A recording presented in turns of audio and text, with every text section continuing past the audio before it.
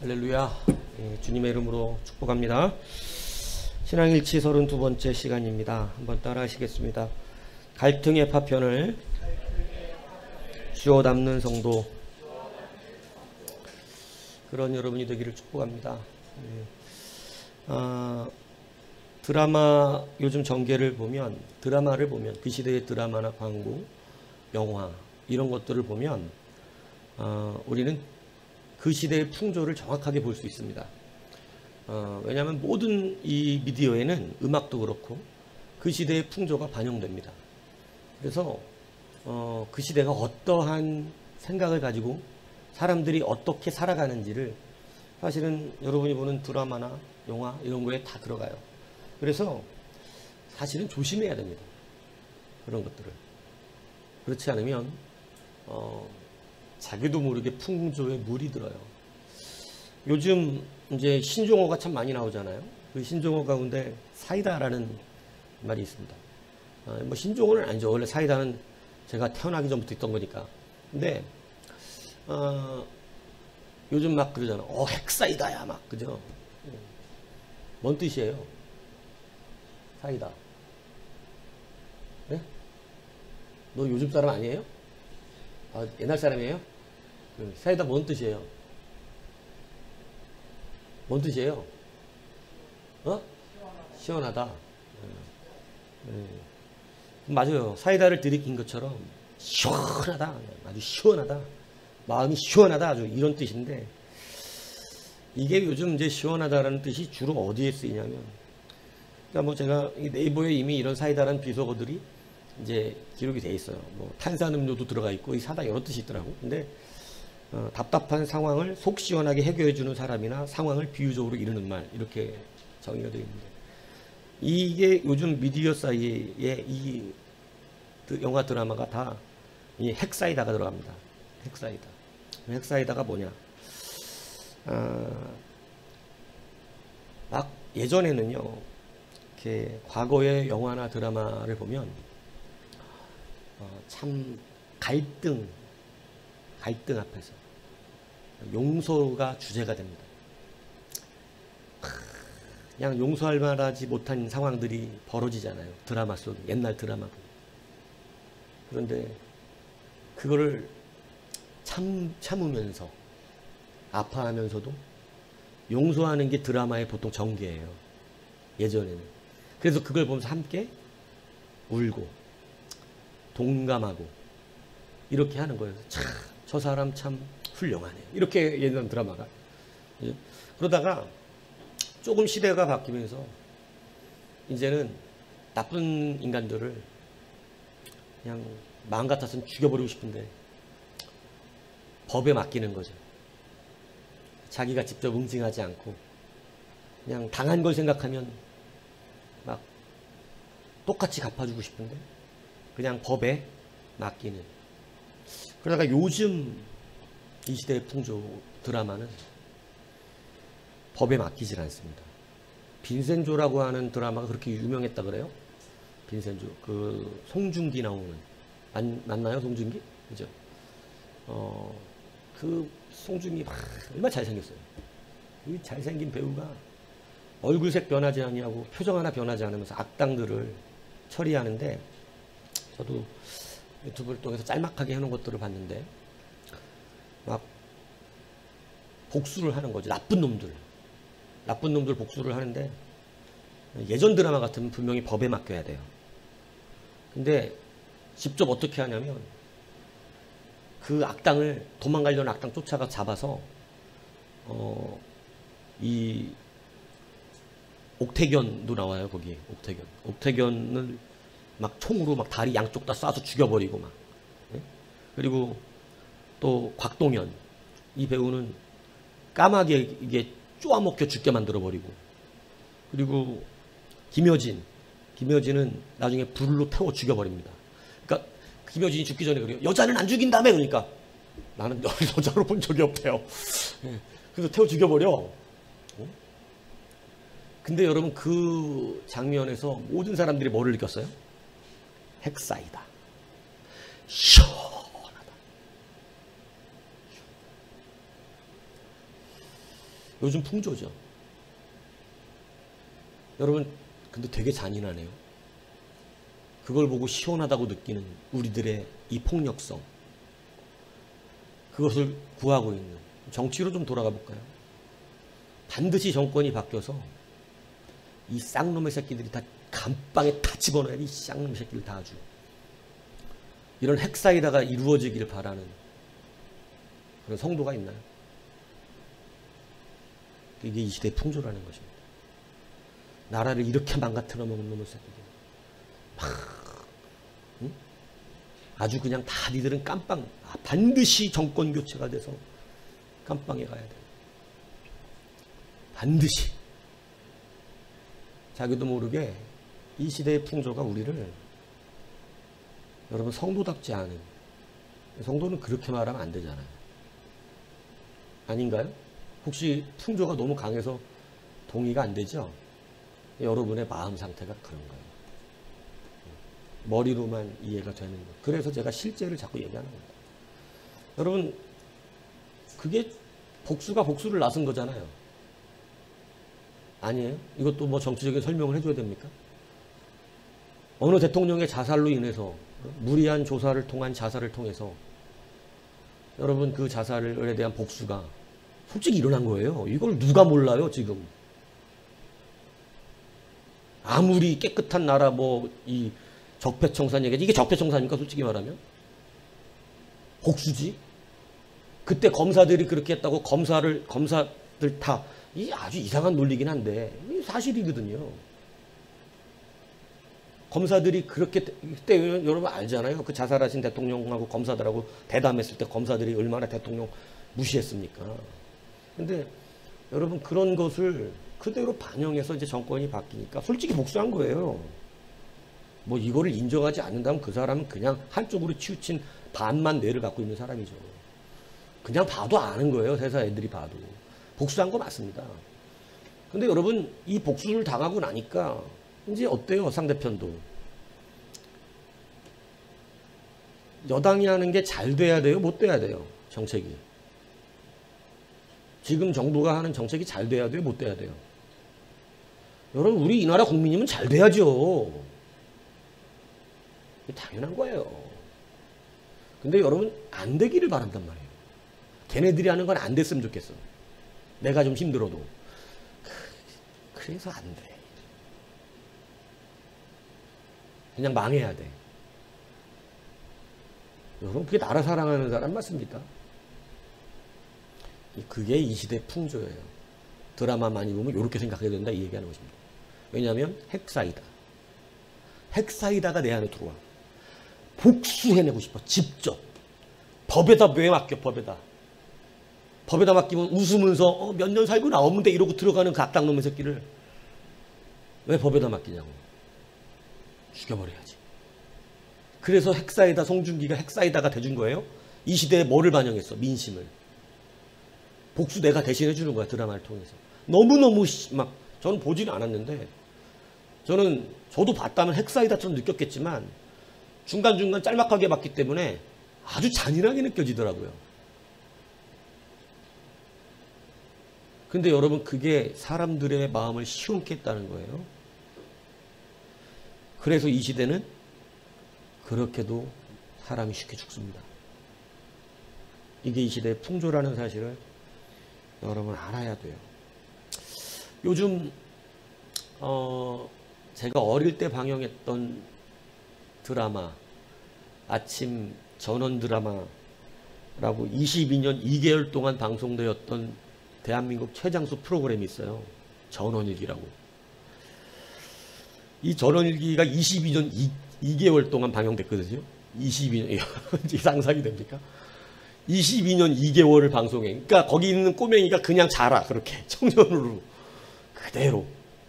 옛날엔 순수해서 그게 진짜인 줄 다 알기도 하고.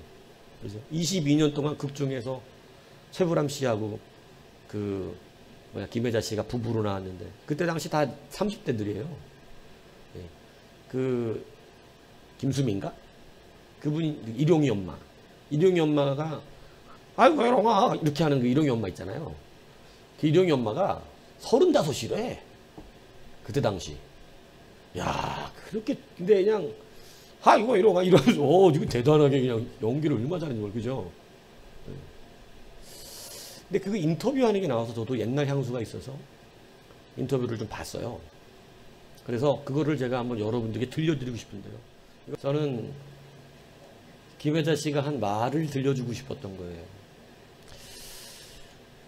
갈등이 없는 세상은 없어요. 사람의 관계를 맺고 가는 모든 곳에는 다 갈등이 있어요. 그런데 아까 김혜자 권사님이시잖아요. 남대문교회 권사님이시거든요. 모태신앙이에요. 배우하면서 술 담배 해가지고 나중에 그것도 끊느라 고생 많이 해서 그렇지. 근데 마이크 약간 이거 좀 줄이세요.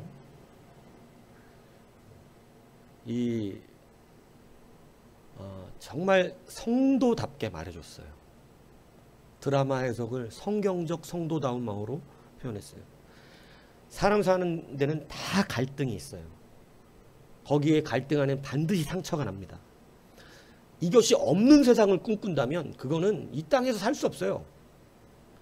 그런데 다른 드라마와 다른 것을 무엇이라고 말했냐면 다른 드라마는 갈등에서 나오는 파편과 상처의 그러한 잔해들을 폭발시켜버리게 만들어. 그러니까 욕하면서 좋아하는 거야. 저런 나쁜 것 이러가면서 마치 자기는 정의의 사도인 양 그런 나쁜 사람을 욕해가면서 재밌게 그 드라마를 보고 여러분 그렇게 해서 그 드라마 예전에 전두환 역할을 했던 분이 길거리를 못 다녔다고 한 얘기가 있어요. 그냥 그 사람만 보면 막 때리려고 덤비는 사람들이 많아서 드라마를 그렇게 만들어버려요. 그러니까 자기가 실제도 아닌데도 배우들이 그런 나쁜 역할을 하고 나면 못 다녀. 그 정도로 밉게 만들어버려. 그게 드라마가 성공하는 요인이었는데 여러분 아까 그 전원일기를 어떻게 했냐면 모든 갈등에서 나오는 상처의 파편들을 어떻게 한다고? 다 주워 담습니다. 저는 저 말이 너무나 마음이 뜨겁게 오더라고요. 갈등의 잔해를 주워 담아. 내가 조금 더 아프고 말지. 그러니까 아까 쫄박하게 보내준 그 갈등 구조 막 어머니하고 막 아버지하고 막 이런 데서 왔던 갈등 그런 것들을 용서하고 또 회개하는 이런 잘못을 비는 이러한 일들을 통해서 이 누구 하나 미워지는 사람이 없는 거예요. 드라마가. 그래서 상처가 분명히 있었는데 바깥에서 보이는 다른 모든 드라마에 똑같은 상처가 드러났지만 그죠? 못된 며느리, 못된 시어머니, 못된 아버지로 끝나는 게 아니라 그 자네들을 주워 담으니까 사람 사는 향기가 나더라는 거예요. 여러분 그래서 그 시대의 풍조는 사실은 용서라는 것. 그래서 제가 어릴 때는 과수원에서 수박 같은 거 따먹어도 그게 경찰서 갈 일이 아니었어요. 그 시대의 풍조는 그래요. 애들이 그거 밭 망치고 조금 수박 좀 따먹었다 그래서 그것이 경찰서 끌려가가지고 잃어버린 모든 수박을 다 물어내야 되는 이런 시대적 풍조가 아닙니다. 제가 어릴 땐 선생님들한테 몽댕이로 진짜 많이 두들겨 맞았습니다. 선생님들한테 매 맞는다는 거, 욕 먹는다는 것을 그때는 그것을 폭력이라고 여기던 시대가 아니에요. 얻어 터지고도 사랑의 매를 맞았다고 머릿속에 각인이 돼 있던 시대입니다. 나를 위해서라고.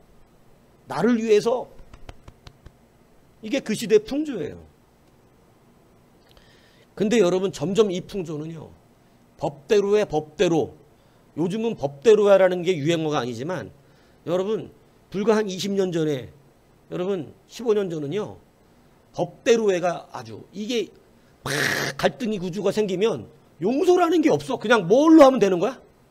법대로 해. 법대로 하면 되지. 그래서 여러분 예전 유행어예요. 그게 법대로 해가. 그게 그 시대의 풍조예요. 사람이 사람을 용서하지 않아요. 뭐대로 하면 돼버려? 법대로 하면 돼요. 그죠? 여러분 지금은요. 지나가다가 조그마한 자두 하나만 따먹고 여러분 길바닥에 떨어지는 은행도 잘못 주워가면 과태료를 물는 그런 시대가 된 거예요. 예? 여러분 지금은 핵사이다 시대가 되어서 내가 조금 더 아프고 말지 이것의 풍조가 아니라 그 앞에서 어떻게 하면 저 사람의 마음에 더 큰 상처를 내버릴까? 어떻게 어떤 말을 더 모질게 해서 더 아프게 만들어 버려야 되나? 여러분 이것이 이 시대에 여러분 드라마에 담기는 풍조라는 거예요. 여러분 세상이 지금 그래요. 그러니까 여러분 지금은 이 풍조에서 자란 자녀들은 특히 여러분 용서해 주소해요라는 말을 할 줄 모릅니다. 제가 잘못했습니다라는 말을 할 줄 몰라요. 그냥 자기 상황만 중요한 거예요. 이게 잘잘못을 따지는 방법을 몰라요. 그냥 나도 이렇게 이럴 수밖에 없는 상황이 있어. 심지어는 남의 돈을 훔쳐놓고도 훔칠 수밖에 없는 상황이 있다고. 요즘 여러분 황당하지만 사실입니다. 요즘 범죄자들이 잡혀오면 여러분 뭐 정말 부끄러운 줄 아는 그런 시대가 아니에요. 지금은. 여러분 이런 시대의 풍조가 오늘 우리들의 풍조가 되지 않기를 바랍니다. 이것을 닮아가는 우리들의 시대가 되어서는 안 되는 거죠. 여러분 교회 안에는 갈등이 없나요? 같은 평생을 함께 하자고 사는 사람들끼리 사는 가정 안에는 갈등이 없나요? 갈등 없는 데는 사람 사는 곳은 없습니다. 모든 곳에 갈등이 있어요. 그런데 이 갈등을 어떻게 해야 되냐고 저는 말씀드리고 싶은 거냐면 그 파편들을 폭발시켜버리지 말고 그 파편들을 상처의 잔해들을 주워 담아야 한다는 것입니다. 왜냐하면 그것이 바로 누가 가르쳐준 삶이냐면 우리 예수님이 가르쳐주신 삶이기 때문에 그렇습니다. 오늘 본문에 여러분 주님께서 신뢰하고 사랑하며 수제자로 삼았던 이 베드로의 이야기가 나와요. 이 베드로가 주님이 베드로한테 잘못한 게 좀 많긴 했어요. 그죠? 마귀라고 그러고 뭐 그죠? 상처를 받아서 그랬나요? 여러분 자기 스승을 배신합니다. 주여 막 주님을 위해서는 뭐 목숨까지라도. 그래서 제가 이런 성경 말씀을 보면서 여러분들의 맹세와 결단들을 별로 신뢰를 잘 안 해요. 저는. 왜냐하면 사람을 알아. 여러분을 못 믿는다는 얘기가 아니라 사람을 알아요. 사람을. 왜냐하면 하고는 싶겠지만 되는 건 아니에요. 그렇기 때문에 여러분 베드로가 예수님을 배신해버리거든요. 분명히 눈까지 마주쳤다고 되거든요. 근데도 배신해버리고 저주까지 했거든요. 여러분 이건 정말 얼마나 상처가 클까요? 서로 그 일로 인해서 나온 파편이 얼마나 클까요? 언젠가도 얘기했지만 주님이 그렇게 죽으셨으면 그냥 죽으시고 말았었으면 베드로가 혼자 괴로우면서 그냥 살았을 텐데 살아서 오셨어요. 평생 안 볼 줄 알고 배신했더니 봐야 돼. 얼마나 힘들었겠어요. 근데 여러분 주님의 방법을 보세요. 주님은 그 상처의 파편을 폭발시키지 않습니다. 그 상처들의 잔해를 다시 주워 담기 위해 가십니다. 여러분 이 파편을 줍는 주님의 은혜는 뭔지 아세요? 바로 다시의 은혜예요. 다시. 여러분 보세요. 오늘 베드로가 주님 볼 면목이 없어. 주님 부활한 거 봤거든요.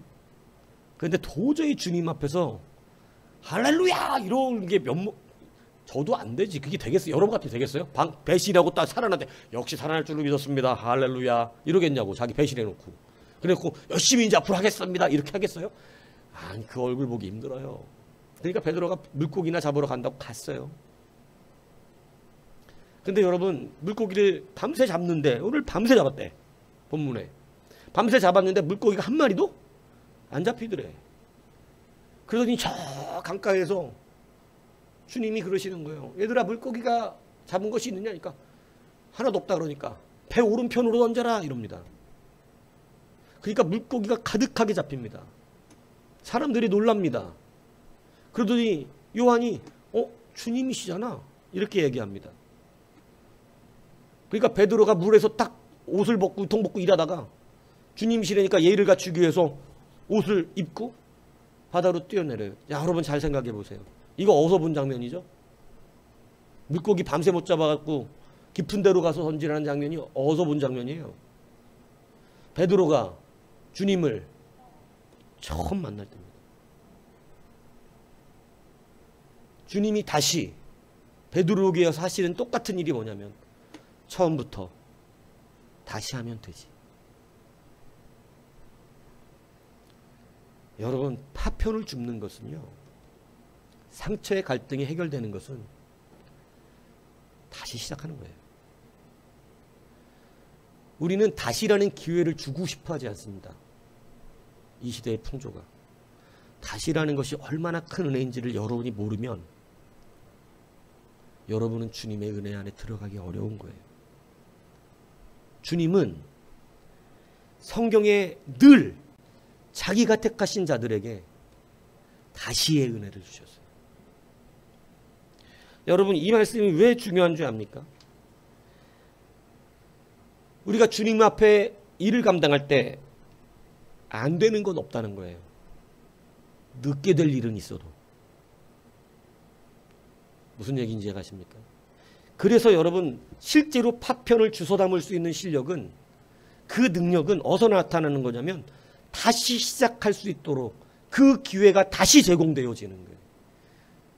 주님께서 우리 가운데 영원한 재물이 되어주신 그 자체가 뭐냐면 우리 가운데 다시 7번씩 70번이라는 용서가 뭘 의미하는 건가요?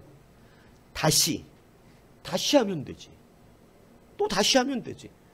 또 넘어지고 실패하고 하지 못하고 또 자기가 드러나고 여전히 죄 가운데 넘어지고 버려버리면 될 것 같은데 파편에 자네들을 뭐하러 주소? 버려버리지, 그냥 폭파시켜서. 그러면 될 것 같은데 주님은 그 파편을 다시 주워 담으시면서 다시 하면 되지. 다시. 그래서 여러분, 다시 시작하는 은혜가 바로 파편을 줍는 방법이에요. 우리나라 말에 그런 말이 있잖아요. 한 번 깨진 독은 다시 쓰는 게 아니라고. 또 샌다고. 그런데 여러분, 성경은 그렇게 말하지 않습니다. 다시 쓰게 해주시는 거예요. 그래서 베드로가 처음 주님을 만났던 그 물고기를 잡지 못하고 밤새 고생했던 그가 물고기를 잡은 후에 나는 죄인이로소이다, 나를 떠나소서 했던 그 처음의 자리로 베드로를 다시 돌려놓으신 거예요. 그리고 다시 시작하라는 것입니다. 이게 은혜처럼 여겨지시나요? 여러분, 그러면 이 은혜를 거절하지 마십시오. 베드로가 지금 자존심 상할 일인가요? 주님, 제가 그래도 3년 반을 따라다녔는데 지금 여기서부터 또다시 시작입니까? 다시 물고기 잡는 것부터요? 주님은 여러분이 실패했을 때 다시 시작하라고 하세요. 다시 하자. 될 수 있어. 다시 하면 되지. 여러분, 또 넘어질 수 있어요. 근데 주님은 또 다시 하면 된다는 거예요. 바닷가에 와서 베드로는 주님이 조반을 차려놨는데 가서 먹지도 못해요. 멀리서 눈치 보고 있어요.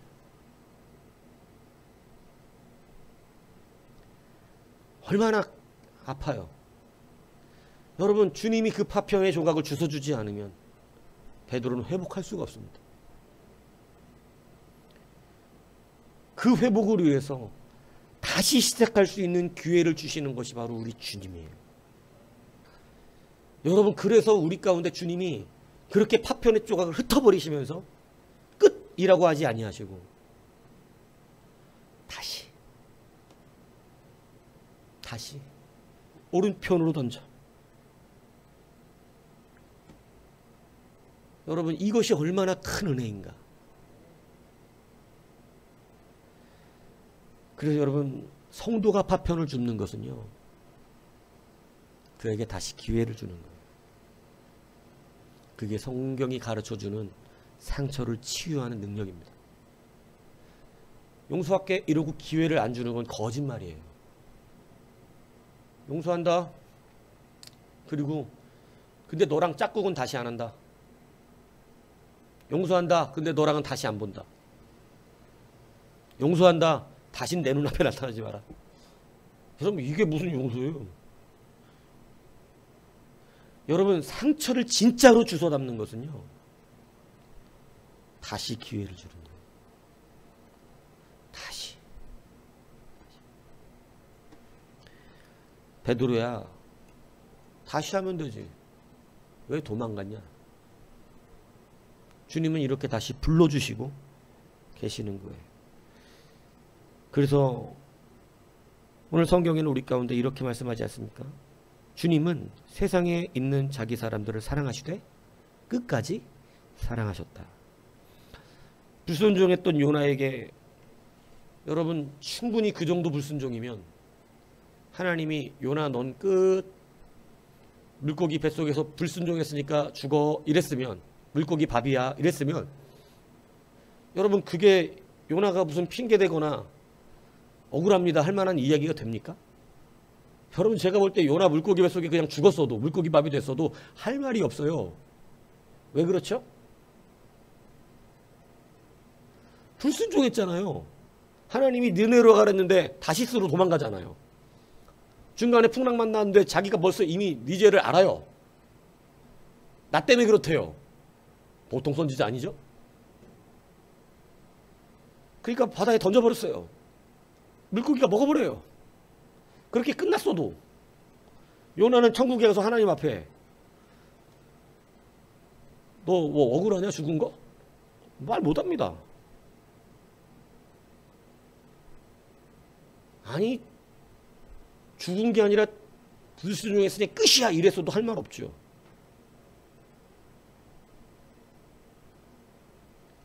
그런데 하나님은 참 놀라우신 아버지예요. 물고기를 통해서 토해내게 하시고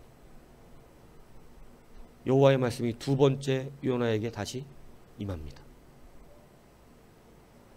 야, 참 하나님은 다시 니네로 가라고 그러십니다.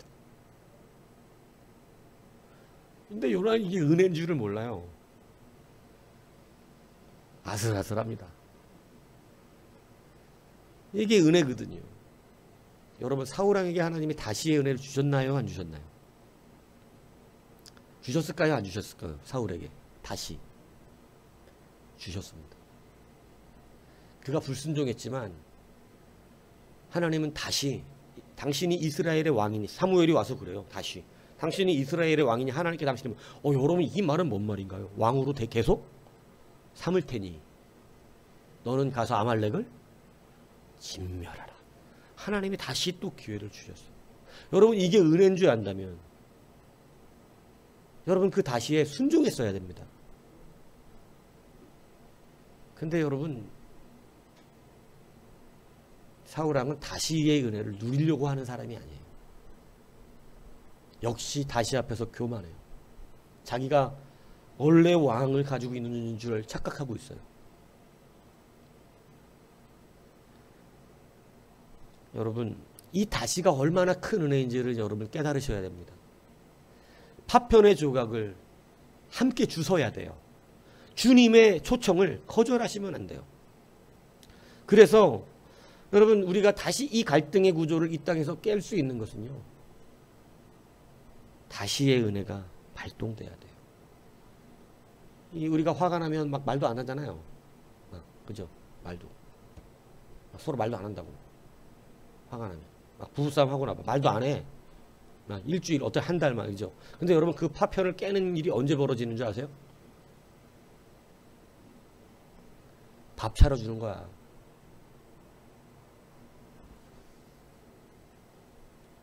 밥을 정성껏 차려서 맛있는 반찬 해서 말 한마디도 안 하지만 밥 딱 차려주고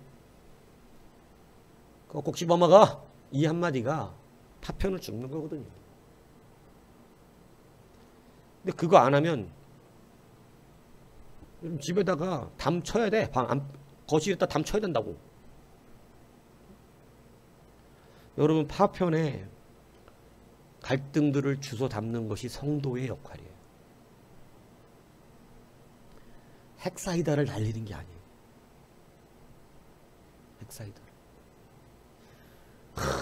그걸 어떻게 한 방을 먹여야 확실하게 보복이 되지? 열받아 죽겠네. 여러분, 이 핵사이다를 우리가 가지고 이 땅을 살아가는 게 아니라는 사실을 아셔야 합니다. 여러분, 갈등의 파편을 쥐어 담는 두 번째가 뭔지 아십니까? 바로 그럼에도 불구하고 또 나의 일을 맡기는 겁니다.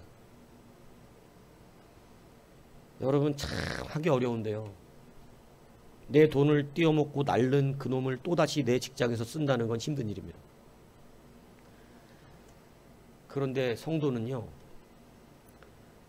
그 상처의 파편을 주워 담아요. 그 상처의 파편을 주워 담아서 그 사람을 다시 할 일 없다 하니 내 가게에서 또 일하게 해줍니다. 여러분, 또 배신할 수도 있겠지만, 여러분 장발장 얘기 아시잖아요. 어렵다, 힘들다, 잘 곳 없다, 배고프다 이래서 여러분 교회 받아서 먹을 거 주고 입혀주고 했더니 그 다음날 은쟁반 다 가지고 날라버립니다. 경찰이 잡아옵니다. 근데 여러분, 그때 놀라웠잖아요. 성도다운 이야기가 나오잖아요. 그에게 내가 왜 은초 때도 줬는데 이건 가져가지 않았느냐. 은초 때까지 줘서 보냅니다. 이게 뭐죠? 다시 기회를 준 거죠. 다시. 그 다시의 기회가 장발장을 바꿔놨어요. 여러분, 하나님이 오늘 주님께서 베드로를 부르세요. 그러더니 요한의 아들 시몬아, 네가 이 사람들보다 나를 더 사랑하느냐. 여기서 이제 이것은 설교 외적인 얘기지만 이 하나님의 일을 하려면, 여러분 목사가 되려면 여러분보다 누굴 더 사랑해야 될까요? 예수님이에요. 주님 명확하게 말씀하세요. 너가 이 사람들보다 나를 더 사랑하느냐. 그래야 돼요. 그래야 양을 잘 쳐요. 목사가 하나님보다 여러분을 더 사랑하면 절대 양을 똑바로 못 칩니다. 설교 외적인 얘기지만. 네가 나를 사랑하느냐? 그렇다고 말하죠. 주님께서 여러분 그에게 그의 말을 들으시고 이렇게 말씀하십니다. 내 양을 먹이라. 내 양을 치라. 누구 양이에요? 이거 베드로 양이라고 안 그래요. 주님 양이래요. 내 양을 먹여라. 내 양을 치래요. 누구의 일을 맡기시는 거죠? 주님의 일을 맡기세요. 뭐한 사람을? 3번 배신하고 저주까지 한 사람을 내 양을 치라. 여러분, 파편의 쪼가리를 주워주는 것, 상처의 갈등을 해결하는 것은 여러분 또 그에게 일을 맡길 수 있다는 것이죠. 이게 주님이 가르쳐 주신 우리가 갈등의 파편들을 주워 남는 바로 교회의 힘이고 교회의 능력입니다. 그러다 또 배신하면요? 그럴 수 있겠죠.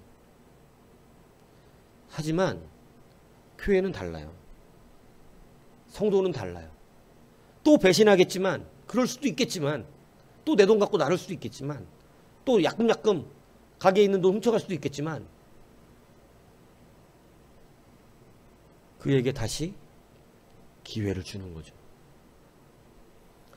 누가 그러신 것처럼 예수님이 그러신 거죠. 예수님이 우리에게 다시 기회를 주시고, 다시 기회를 주시고, 그래, 다시 시작하자. 오른편에 던져봐. 여러분, 그러니까 웬만하면 한번 깊은 데로 가서 던져 해서 왔을 때가 다시 갔는데 오른편에 던져 이렇게 했으면 좀 이젠 거기서 끝났으면 좋겠어요. 근데 또 주님이 찾아오셔서 왼편에 던져, 뒤에 던져, 가까이 던져, 이제는 그냥 손으로 잡어. 막 이렇게 여러 번 막 계속 처음으로 다시 가서 이렇게 잡으면 힘들어요. 이젠 어느 정도 수준에서는 좀 앞으로, 그죠? 이렇게 해놓고 나서 베드로가 또 바닷가에서 주님을 만나면 힘들지. 그렇잖아요? 그래서 여러분, 파편에 상처를 줍는 것은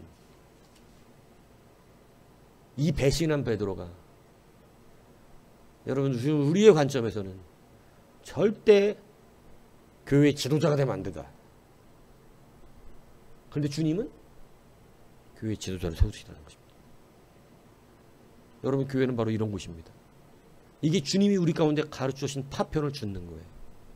그래서 우리가 이 시간 진짜로 깨닫는 게 있어요. 그게 뭐냐면, 어떤 누구도 그 사람이 잘나서 주의 일을 맡는 경우는 없더라. 어떤 누구도 그가 자격이 돼서 하나님의 일을 할 수 있는 것은 아니었다. 결국은 주의 일을 한다는 것은 뭐냐면, 주님이 하라 그래서 한 것이다. 이걸 잊지 않아야 한다는 것입니다. 누구도, 여러분, 우리가 막 인물 설교를 할 때, 뭐 다윗 위대하고 뭐 아브라함 위대하죠. 근데 여러분, 실질적으로 볼까요? 여러분, 아브라함이 위대해서 위대해진 게 아니에요. 주님이 그를 불렀기 때문에 위대한 길로 이끌어 가신 거죠. 여러분, 성경에 나오는 어떤 인물이 위대해서 하나님이 부른 자가 있습니까? 그런 자는 아무도 없다는 거예요. 다만 어떤 누구든, 약한 자든 부정한 자든 하나님이 부르시면 그 자는 늦을 수는 있는데 반드시 되더라. 성경은 그걸 우리 가운데 말해요. 베드로 우리 같으면 쓰면 안 되는 사람입니다. 그런데 하나님이 불러서 되는 거예요. 오늘 교회의 성도라면 이걸 잊으면 안 돼요.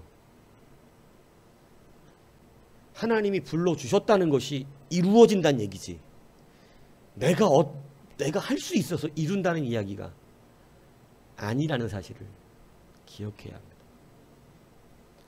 베드로가 오늘 이 시간 깨달은 것은 뭐냐면, 자기는 면목이 없어서 도망 다녔지만 결국은 되는 것은 자기 모습이 아니라 나를 부르신 그의 말씀이었다는 사실을 깨닫는 거예요. 베드로가 능력이 있어서 주님의 양들을 먹일 수 있었던 게 아니고, 주님이 먹이라고 명령했기 때문에 먹일 수 있었던 것이라는 거죠. 그러므로 여러분, 우리가 남의 상처의 파편들을 주워 담는 것은 당연한 것입니다. 주님이 우리 같은 사람의 상처도 그 파편을 주워 담아 주셨거든요. 도저히 주님 앞에 가기가 어려워. 주님을 만나고 난 뒤도.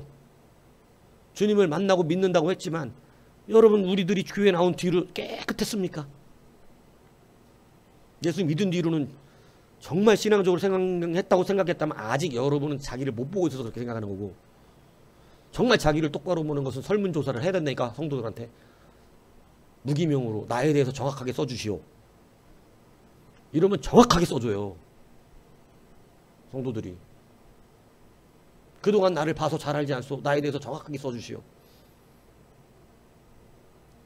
정말 자기가 그동안 신앙생활을 잘했다고 생각한다면 한번 돌려봐. 그럼 답이 나오니까. 저도 무서워서 안 돌려요. 무서워서 안 돌리냐고. 내가 목사탕을 똑바로 했습니까? 막 쓸 거 아니야. 이런 인간은 처음 봤습니다. 뭐 막 이렇게. 안 돌린다고. 우리도. 저는 그 상처의 파편을 주워 담기가 힘들어. 그러나 우리 다 같이 이제 그 파편들을 주워 담아야 돼요. 내가 그들에게 만든 상처의 파편들이 얼마나 많은지 몰라요. 주님께 드린 상처의 파편이 얼마나 많은지 모릅니다. 근데 그 주님은 오늘도 여전히 이미 결정해 놓으신 대로 어떠한 파편을 내놓든지 나는 다시 그걸 주워 담는다. 7번씩 70번이라도. 단번에 영원한 제사를 드렸기에. 그러므로 여러분도 주워 담으셔야 돼요. 이 시대의 풍조의 드라마처럼 핵사이다 하나 찾고 있는. 제가 회개했어요. 설교를 준비하는 가운데 이번 주 중에요. 네? 유상훈 집사님네 집을 가는 중이었어요. 쪽지를 묻히기 위하여. 근데 앞에 버스가 열받게 했어요. 비상 깜빡이도 안 켜고 그냥 도로 한가운데 세워놨어요. 아, 참아줬어요. 그리고 가는데 앞에 신호가 바뀌었는데 정말 고의적인 것처럼 느껴지는 거예요. 안 가면서 천천히 시속 10km로 갔더니 신호가 바뀌기 직전에 자기만 쏙 지나가는 거야. 갑자기 쭉 확 올리면서 노란불이 딱 바뀌면 이 건너 가야 돼요? 서야 돼요? 서야 돼요. 그러나 저는 노란불에 달려서 그 차 앞을 기꺼이 앞질러 가서 그 다음에 핵사이다를 발현하리라 이러고 마음을 탁 먹는 순간 뭔 설교를 준비하고 있어. 갈등의 파편을 그리고 난 지금 뭐하러 가고 있어? 성도의 집에 쪽지 신방을 해서 기도해 주러 문고리 붙들고 기도를 해주러 가고 있는데 거기서 핵사이다를 발언하고 가면 은혜로운 기도가 되겠죠? 그래서 핵사이다를 발언하는 마음을 회개를 하고. 왜냐하면 저도 차를 세우려고 그랬거든요. 중간에. 너도 한번 서봐. 그냥 이게 지금 네가 정당한 일인가? 도로 한가운데 세워놓고 비상깜빡이도 안 놓고 앞에, 저는 차들이 앞에 서 있는 줄 알았거든요. 아, 이런 이상한 미친 짓을 한다고 생각. 근데 그냥 지나갔어요. 그죠? 설교의 은혜를. 우리는 모두 이제는 성도답게 파편을 주워 담는 훈련을 해야 됩니다.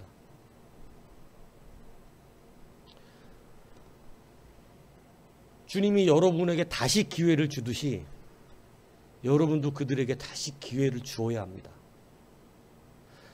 주님께서 여러분에게 저 같으면 안 맡기겠는데 다시 맡기시니까 여러분도 그들에게 다시 일을 맡겨야 합니다. 이것이 당연히 성도가 해야 되는 것입니다. 오늘 우리 강 집사님한테는 가끔씩 깜짝 놀라는 기도를 참 잘 준비했는데 마가복음 5장 9절의 말씀이 바로 화평케 하는 자는 복이 있나니 이 말씀입니다. 여러분, 이 화평케 하는 자는 복이 있다라고 하는 것이 여러분 뭔 얘기냐면 이 화평이란 말이 바로 평화, 안전이라는 뜻의 에이레나하고 여러분 만들다라는 포이에오의 합성어입니다. 그래서 에이레노 포이에오예요. 근데 이 단어가 평화를 만들다라는 직역이 되지만 이것이 성경 안에서 무슨 뜻이냐면 깨어진 관계를 회복하다라는 것입니다. 그러니까 다시 말하면 갈등의 파편을 주워 담는 것을 화평이라고 표현해요. 성경은. 관계를 회복시키는 것.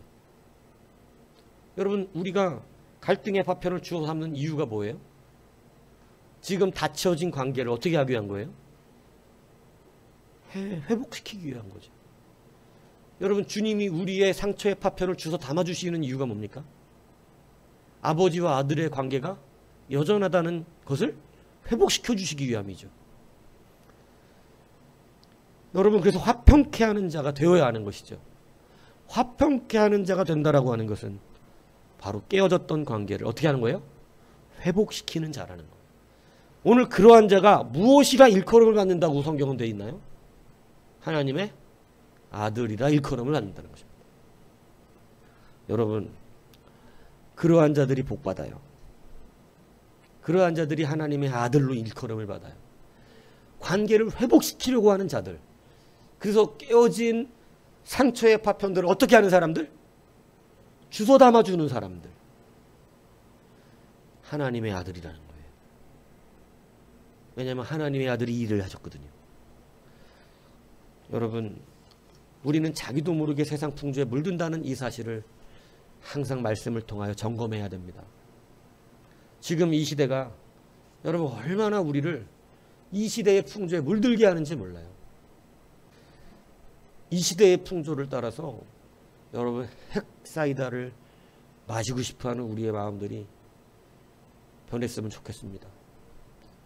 정말 뉴스 보면 저런 새끼는 죽어야 돼 이런 사람들의 존재가 있어요. 마음에 막 그런 마음이 들어요. 근데 이제는 진짜 예수의 심령이 내 안에 있으면 주여 용서해 주십시오. 우리의 이 죄악을 용서해 주십시오. 우리의 이 죄성을 불쌍히 여겨주십시오.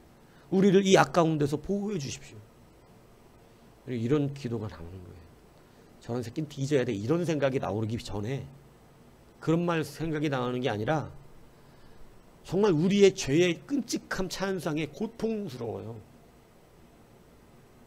이렇게까지 우리의 죄가 참상. 이제는 진짜 주님 오실 날이 얼마 남지 않은 이것에 고통스럽습니다. 이 시대의 풍조에서 벗어나셔야 됩니다. 이 시대의 풍조에 계속해서 물들어서 자기도 모르는 사이 하나님의 말씀 앞에 대적되어지는 그러한 일들이 벌어져요. 여러분 자기 자신을 잘한다고 생각하지 마십시오. 제발 부탁입니다. 여러분의 교만은 내가 나를 안다고 생각하는 데서부터 시작돼요. 그렇지 않다니까요. 그렇지 않으니까 자기는 구원받았다고 생각을 했는데 주님 앞에서 버림받는 이런 일이 벌어지는 거예요. 하나님의 말씀 앞에 비추어서 보는 것이 가장 정확합니다. 오늘 제가 컬럼에도 썼지만 여러분 하나님의 말씀은 진정한 친구입니다. 진정한 친구. 예수님은 진정한 친구예요.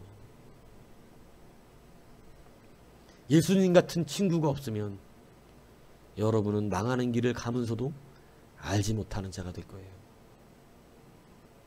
그러나 우리는 예수님 같은 친구가 계셔서 우리는 우리의 길을 확인할 줄 압니다.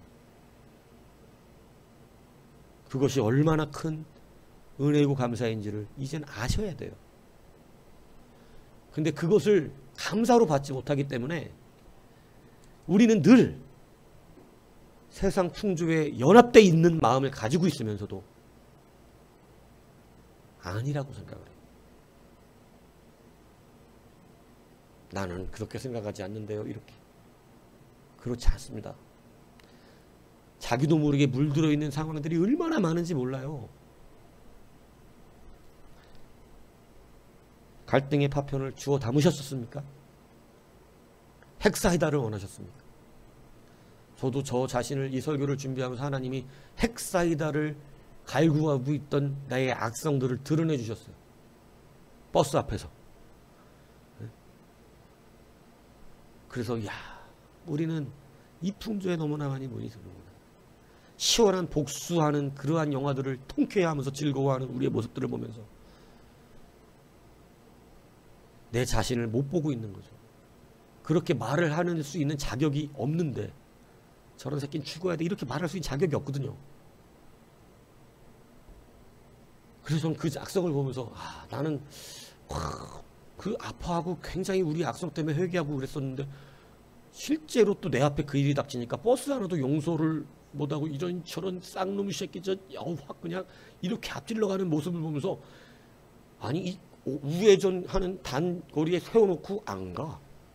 나는 자기한테 분명히 잘못한 게 없는데 누군가를 착각한 건지 모르겠지만 왜 나한테 저 사람은 저럴까? 이런 생각이 들더라니까요. 참 신비스럽더라고요. 근데 여러분 좀 그런 거 어때 또 상처에 파편을 주워서 가면 되지. 그래서 오면서 계속 그러면 안 될 거라고 가면서 저 불법 주정차 있으니까 내가 저 찍어서 경찰서 보내 확? 그럼 바로 날아가거든요. 과태료가. 찍어서 보내. 그건 나쁜 짓 아니니까 보내야겠다. 막 이러다가 쪽지 붙이고 기도하고 오면서 그것까지 회개를 하고 주여.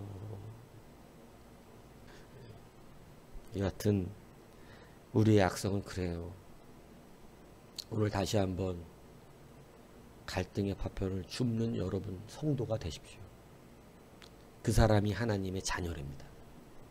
화평케 해야 되는 거예요. 화평을 깨는 자의 자리에 가면 안 돼요. 화평케 하는 여러분이 되세요. 다시의 은혜를 감사하세요.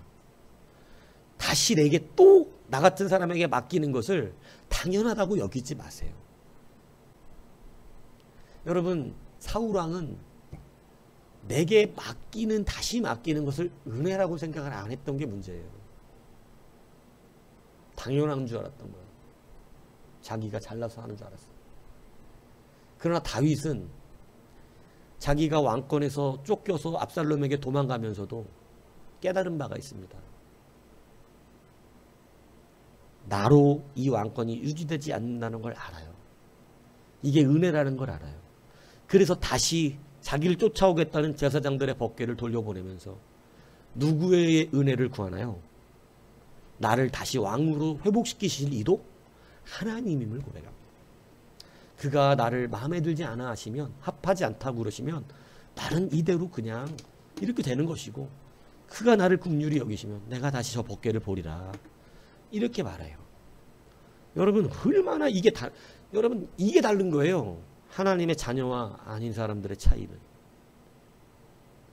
그는 자기가 다시, 왜냐하면 못된 짓 했잖아. 간음에, 살인에, 예? 그리고 그래놓고 나서 회개는커녕 우리아가 죽었다 그러니까 밧세바를 바로 데려와 버려. 아싸, 죽었으니까 이제 내 아내 이러면서. 이게 무슨 또라이 짓입니까? 우리아가 죽었다 그러면 그때라도 깨닫고 회개해야죠. 그런데 끝까지 회개 안 합니다. 그렇게 해놓고 나단이 왔을 때 겨우 깨달아요. 그게 풍조의 눈이 가려지면 그렇게 되는 거예요. 자기가 그런 죄를 지으면서도 그게 죄인지를 인지를 못하고 산다니까. 자기는 그냥 이스라엘의 왕인 줄 알고 있는 거예요. 그냥 그 상태까지. 근데 나단이 와서 깨우쳐 주니까 그때서야 비로소, 그것도 비유해서 들었을 땐 또 못 알아들어요. 얼마나 죄에 가득하게 갇혀 있는지. 비유로 말할 땐 못 알아들으니까 바로 뭐라 그래 버립니까? 나단이 이제는. 그게 너잖아. 비유를 말하면 이미 무릎 꿇고 내 얘기하는구나 이렇게 알아들어야 되는데, 그래도 못 알아들으니까. 왜? 실제가 안 된 거예요, 그게. 남의 얘기로 들으니까 아무렇지도 않지. 내 얘기로 딱 들으니까 충격적인 거예요. 여러분, 그런데 이 다윗의 위대함이 뭐예요? 이 새끼가 이게 지금 내가 왕인 줄을 확 그냥 이게 지금, 야, 이것도 죽여버려. 나단 목숨이 무슨 뭐 대단하겠어요, 다윗 앞에서. 야, 이것도 데려다 쳐버려. 이러면 죽는 거지. 근데 여러분, 하나님 앞에 쓰는 방법을 알았어요. 그러니까 회개합니다. 회개. 하나님이 그것 때문에 다윗을 왕에서 쫓겨나게 하셨거든요. 네 그 죄 때문에 백주 대낮에 어떤 일이 벌어지나 봐라. 참 입에 담기 어려운 얘기 하시잖아요, 하나님이. 백주 대낮에 어떤 일이 벌어지나 봐라. 여러분, 처참하게 아들에게 쫓겨서 여러분 날아가죠. 여러분, 근데 그 일을 다시 하나님 맡기십니다. 왕의 일을 또다시 다윗에게 맡기십니다. 은혜 받은 사람. 여러분, 다시 맡김을 당할 때 다윗은 분명히 알았어요. 내가 하나님이 그래도 보실 땐 저밖에 없죠? 할 만한 사람이. 이게 아니에요. 하나님의 은혜가 있음을 알았어요. 두 가지 말씀 들었습니다. 여러분, 다시 여러분이 은혜를 입었습니다. 여러분도 다시 그 사람들에게 은혜를 베풀어 주십시오. 꼴배기가 싫어도 은혜를 주세요. 그럴 수밖에 없잖아. 나 같은 사람도 다시 은혜를 주셨는데 7번씩 70번. 네? 그러니까 여러분들도 또다시 은혜를 베푸셔야 됩니다. 여러분, 우리 같아도 안 시켰어야 돼. 베드로 같은 사람은. 다윗 같은 사람은 다시 왕시키면 안 돼. 네. 아니에요? 갑자기 막 이해력이 충만해지셨어요? 다윗 같은 사람 다시 왕이 돼도 돼요? 아니지. 요즘 풍세로 보면 절대 그런 사람 왕 되면 안 되지. 대통령, 그런 사람이 대통령 되면 되냐고. 응? 간음 살인죄 있는 사람 대통령으로 뽑아주실 거예요? 여러분 같으면? 참 신앙이 실제적이기 어렵죠. 그래서 실제적이어야 돼요. 그래도. 그래서 주소 담으세요. 주소 담으세요. 주소 담으세요. 네. 오늘 주님께서 다윗을 다시 시키시더라. 회개하니까. 다시 기회를 주시고 다시 시키셨다. 여러분 이것을 붙드시기 바랍니다. 여러분도 삶 속에서 그런 은혜를 베풀어 보십시오. 오늘 여러분에게 다시 기회가 올 것이고 여러분들을 다시 쓰시는 역사가 있을 것입니다. 갈등의 파편. 김혜자 권사님께서 그죠? 우리는 다시 그것을 주워 담아요. 이렇게 하는.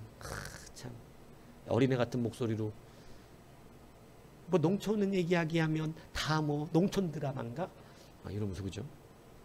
그건 휴먼 드라마예요. 이러잖아요. 휴먼 드라마는 교회가 써야 됩니다. 그래서 이 아름다운 이야기를 만드는 우리 모두가 되기를 주님의 이름으로 축복합니다.